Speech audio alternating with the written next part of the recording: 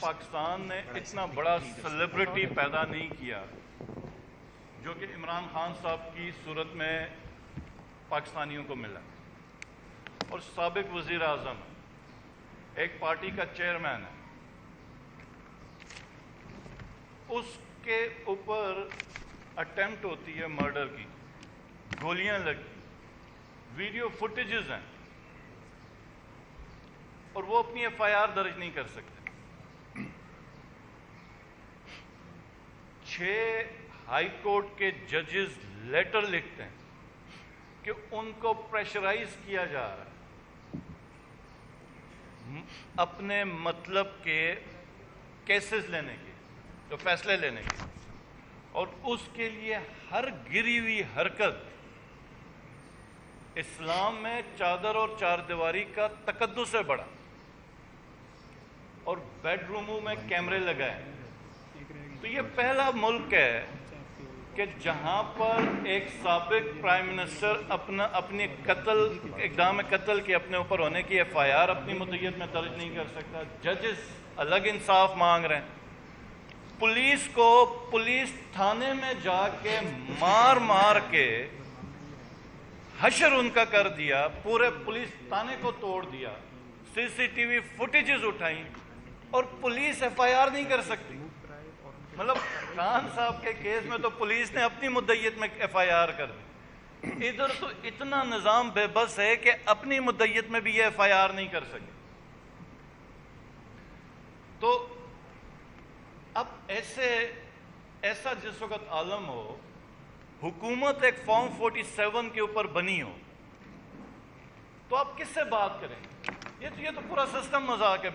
میں عمر ایوب صاحب کو اور رؤوف حسن صاحب کو اکثر میں اب کہتا رہتا ہوں کہ ہمیں پارلیمنٹ میں کچھ کمیڈینز بھیجنے چاہیے، کیونکہ ان لوگوں کے ساتھ ہم تو آرگو ہی نہیں کر سکتے، کوئی ڈائیلاگ ہی نہیں ہو سکتا۔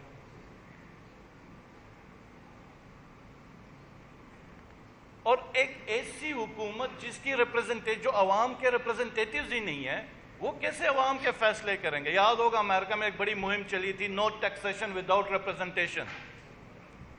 جی بی میں بھی آج ٹیکس کا ایک بہت بڑا ایشو ہے، وہ یہی کہتے ہیں کہ نو ٹیکسیشن وداؤٹ ریپرزنٹیشن، کہ آپ ہم سے فائنینشل، آپ ہمارے سے کٹوتیاں کریں، چیزیں کلیکٹ کریں۔ آپ کیسے کر سکتے ہیں کہ جبکہ ہم اس فورم میں ہیں ہی نہیں؟ تو میرا یہ سوال ہوگا کہ اب تو پوری یہ جو پارلیمنٹ بنی ہے، اس میں کس کی ریپرزنٹیشن ہے؟ یہ جو حکومت ہے، یہ تو پورا ایک نظام ہی مذاق بن گیا ہوا۔ میں اب آگے مین 9th آ رہا ہے، 1 سال اس کا کمپلیٹ ہونے والا، اور اس 9 مئی کی آڑ میں جو کھلواڑ کیا گیا ریاست کے ساتھ، کہ سب سے اہم ادارہ ہماری فوج ہے، خان صاحب نے ہمیشہ یہ یاد رکھی،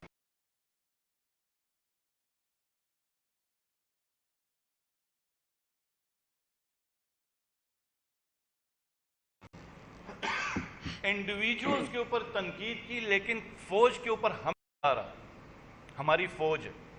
خان صاحب نے ہمیشہ یہ یاد رکھی، انڈیویجولز کے اوپر تنقید کی، لیکن فوج کے اوپر انڈیویجولز کے اوپر تنقید کی، لیکن فوج کے اوپر انڈیویجولز کے اوپر تنقید کی، لیکن فوج کے اوپر انڈیویجولز کے اوپر تنقید کی، لیکن فوج کے اوپر ہمیشہ کہا کہ یہ میری فوج ہے، سیکیورٹی ہے، کور کمانڈر ہاؤس کی اپنی سیکیورٹی ہے۔ 2 سے 3 گھنٹے میں لگے، لبرٹی چوک سے لوگ ادھر آئے، اور جو کور کمانڈر ہاؤس کے باہر کی فوٹیجز ہیں، 500 سے اوپر لوگ نہیں ہیں۔ کدھر گئی تھی پولیس؟ کدھر گئی ساری سیکیورٹی؟ کیا ایسا معاملہ ہوا تھا؟ نہیں ہے۔ کدھر گئی تھی پولیس؟ کدھر گئی ساری سیکیورٹی؟ کیا ایسا معاملہ ہوا تھا؟ 9 مئی کے دن صرف ایک علاقہ تھا جس کے اندر پی ٹی آئی کی حکومت تھی، وہ تھی گلگت بلتستان۔ میں چیف منسٹر تھا، پی ٹی آئی کی حکومت تھی۔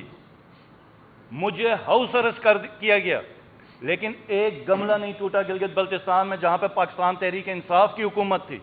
تو کیا ایسی وجہ ہوئی کہ پوری پی ٹی آئی زور لگا کے ریلی نہیں کر سکتی، بندے مار دیے جاتے ہیں پی ٹی آئی کے؟ تو 9 مئی میں ایسا، تو کیا ایسی وجہ ہوئی کہ پوری پی ٹی آئی زور لگا کے ریلی نہیں کر سکتی، بندے مار دیے جاتے ہیں پی ٹی آئی کے؟ تو 9 مئی میں ایسا کیا ہوا تھا؟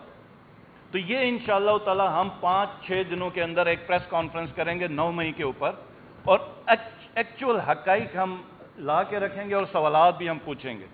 لیکن اس وقت جو ایک کنسرننگ چیز ہے، کیونکہ مذاق تو پورا کیا ہوا نظام کا، 4 اپلیکیشنز نیب کورٹ میں خان صاحب کی صحت کے حوالے سے میڈیکل چیک اپ کے لیے دی گئی ہیں۔ 4 اپلیکیشنز ہیں، اور آج ابھی خالد صاحب دوبارہ جا رہے تھے، صاحب کی صحت کے حوالے سے میڈیکل چیک اپ کے لیے دی گئی ہیں۔ 4 اپلیکیشنز ہیں، اور آج ابھی خالد صاحب دوبارہ جا رہے تھے ایک اپلیکیشن دینے کے لیے نیب کورٹ میں۔ پرمیشن نہیں دی جا رہی چیک اپ کی، اپلیکیشن دینے کے لیے نیب کورٹ میں پرمیشن نہیں دی جا رہی۔